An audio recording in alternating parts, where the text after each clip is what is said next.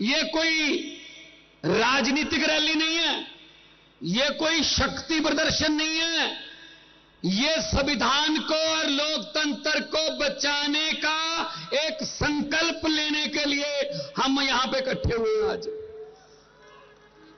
बहन कल्पना जी अभी बोल के गई हैं, सुनीता केजरीवाल जी बोल के गई हैं। उन दोनों के साथ क्या हुआ? उन दोनों के पति मुख्यमंत्री थे, हैं, मुख्यमंत्री हैं, और दोनों के पति बहुत लोकप्रिय मुख्यमंत्री हैं और बहुत एक सामान्य घरों से आए हैं। क्या कसूर है उनका? क्योंकि वो लोगों को सहूलतें देना चाहते थे, अस्पताल बनाना चाहते थे, वो गरीबी मिटाना चाहते थे, वो बेरोजगारी को मिटाना चाहते थे, वो अच्छी शिक्षा देनी चाहते थे, वो बिजली और इंफ्रास्ट्रक्चर की बात करते थे, वो महिलाओं को मुफ्त में सफर और महिलाओं को कुछ जो भी सहूलतें जो हजार रुपया जा घर में महंगाई के समय मिलना चाहिए वो देना चाहते थे, उठा के जेल में फेंक दिया भाई साहब। ऐसे आवाज दबा लोगे? अरे अरविंद केजरीवाल को और हेमंत सोरेन को तो गिरफ्तार कर लोगे, लेकिन उनकी सोच को कहां कैद करोगे मोदी जी? ये 2 कुर्सियां खाली पड़ी हैं, ये 2 कुर्सियां खाली पड़ी हैं। मीडिया वालों को मैं कहता हूं क्लोजअप लेके रख लेना, ये खाली कुर्सियां ही बीजेपी की सभी कुर्सियां खाली करवाएंगी, देख लेना। इन्होंने समझ क्या रखा देश को? यह देश किसी के बाप की जागीर नहीं है, यह देश 140 करोड़ लोगों का देश है, देशभक्त लोगों का देश है। यह समझते हैं हम जेल में डाल के आवाज दबा लेंगे, हम जेल में डाल के पार्टी खत्म कर देंगे, किसी के एमएलए तोड़ दो, किसी के एमपी खरीद लो, किसी के खाते फ्रीज कर दो, सामने कोई लड़ी ना पाए। अरे भाई, अगर आपको मोदी की लहर पर इतना ही यकीन है तो हेमंत सोरेन और अरविंद केजरीवाल जैसे मुख्यमंत्रियों से, देशभक्त लोगों से डरते क्यों हो? डरते क्यों हो? और कसूर कोई नहीं है। 6 महीने बाद संजय सिंह जी को ईडी ने क्या कहा? 6 महीने बाद कहा हमारे पास सबूत नहीं है जी, छोड़ दो। ऐसे ही हेमंत सोरेन के बारे में कहेंगे, ऐसे ही अरविंद केजरीवाल जी के बारे में कहेंगे। बस ये डर है क्योंकि ये लोकप्रिय नेता हैं, क्योंकि ये जहां भी जाते हैं भाजपा का सुपड़ा साफ हो जाता है। ये डर है बस इनको, ये डर है और कोई डर नहीं। उनको मैं कहना चाहता हूं, भाजपा वालों को मैं कहना चाहता हूं कि हम वो पत्ते नहीं जो शाख से टूटकर गिर जाएंगे। आंधियों को कह दो अपनी औकात में रहें। ये दोनों बहनें हैं हमारी, और ये दोनों आज बैठी हैं और कॉन्फिडेंस से बोल भी रही हैं। वरना आपको पता है ईडी वीडी का चक्कर हो जाए तो परिवार में सन्नाटा छा जाता है। लेकिन मैं दाद देता हूं और तालियां चाहता हूं इन दोनों के लिए कि कम से कम ये आके संदेशे पढ़ रही हैं अपने पतियों के।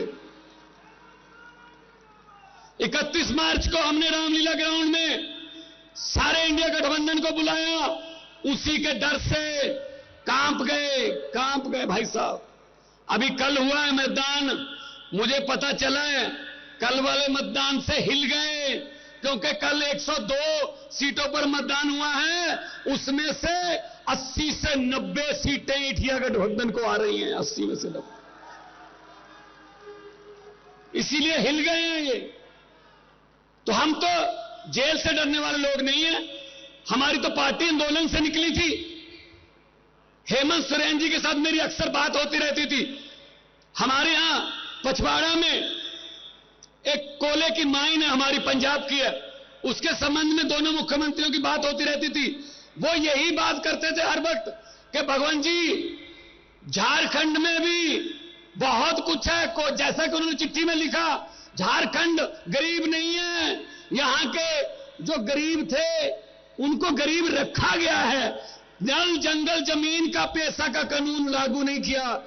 उन्होंने कहा जो हमारे कुदरत ने हमें दिया है, कोयला दिया है, बहुत कुछ खाने दिए, उन पर भी सेंटर की आंख है। वो हमसे छीनना चाहते हैं। कोयला झारखंड में है, पंजाब को कहते हैं ऑस्ट्रेलिया से कोयला मंगाओ, इंडोनेशिया से कोयला मंगाओ। अरे भाई हमारे देश में सब कुछ है, हमारे देश में सब कुछ है, लेकिन वो कहते नहीं, तुम्हारे वाला तो हम रखेंगे अपने दोस्तों मित्रों के लिए, उनको देंगे ये कोयले की खाने।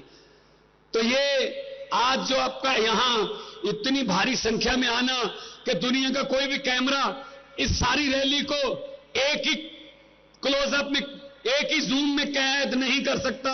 दुनिया के कैमरे छोटे हो गए आज। इसके लिए आपका धन्यवाद। आपका घर से बाहर निकलना हमारे लिए हौसला अफजाई है। एक बार अपने आप के लिए भी जोरदार तालियां बजा के थोड़ा अभिनंदन कर दीजिए। बहुत बहुत हाँ जी, हाँ, ये इनका क्या क्या बताएं। हर बात पे जुमला, हर बात पे जुमला, हर बात पे झूठ। भारतीय जनता पार्टी नहीं है, भारतीय जुमला पार्टी है। अभी और जुमले आने वाले हैं, और जुमले आने वाले हैं, देखना आप। मैंने तो पार्लियामेंट में बोल दिया था, पार्लियामेंट में मैंने बोल दिया था, मैंने कहा 15 लाख की रकम लिखता हूं तो कलम रुक जाती है, 15 लाख की रकम लिखता हूं तो कलम रुक जाती है, काले धन के बारे में सोचता हूं तो स्याही सूख जाती है। हर बात ही जुमला निकली। अब तो ये भी शक है मोदी जी, क्या चाय बनानी आती है? मुझे लगता है चाय भी नहीं बनानी आती होगी भाई साहब। ये भी जुमला ही होगा, ये भी झूठ ही होगा। इतने बड़े बड़े नेता, किसी की पार्टी खत्म कर दो, किसी का चुनाव चिन्ह छीन लो, किसी के खाते फ्रीज कर दो, किसी के एमपी खरीद लो, एमएलए खरीद लो, पार्षद खरीद लो। यही काम है इनका काम, ये खरीदो फरोख्त का काम करते हैं बस। तो इनसे, इनके जुमलों में मत आना, इनके जुमलों में मत आना। ये आने वाले इलेक्शन में जहां भी आपको इंडिया गठबंधन का कोई उम्मीदवार मिले, वहां पे बटन दबाना है, देश को बचाना है। एक मशीन जो ईवीएम जो है उसका एक बटन दबाना है इंडिया गठबंधन का, और देश को बचाना है। क्योंकि बहुत बड़े बड़े नेताओं ने भी बोलना है। मैं बहुत जूनियर हूं, लेकिन मैं पंजाब से आया हूं, शहीद आजम भगत सिंह की धरती से। मैं ये संदेशा लेके आया हूं कि भगत सिंह ने कहा था, भगत सिंह ने लिखा था कि इश्क करना सबका पैदाइशी हक है, इश्क करना सबका पैदाइशी हक है। क्यों ना इस बार वतन की सरजमी को महबूब बना लिया जाए। हम वो लोग हैं जिन्होंने देश की आजादी के लिए, हमारे पुरखों ने कुर्बानियां दी, कुर्बानियां दी, तब जाके देश मिला। ये देश के मालिक बन के बैठ गए। तो इनको बताना है कि अहंकार जो है, अहंकार एक ना एक दिन झुकता है, अहंकार झुकेगा। और फिर मैं वही कहूंगा कि जेल के ताले टूटेंगे, केजरीवाल और हेमंत सोरेन छूटेंगे। और बाहर आके, इनको पता नहीं था, इनको पता नहीं था ये कब अंदर कर बैठे। इनको ये था कि जैसे आम बंदों को किसी को पकड़ के अंदर करते हैं ऐसे होगा। इनको ये नहीं पता था कि इतना जन सैलाब पूरे देश में अरविंद केजरीवाल और हेमंत सोरेन जी के लिए इकट्ठा हो जाएगा। ये इनको पता नहीं था।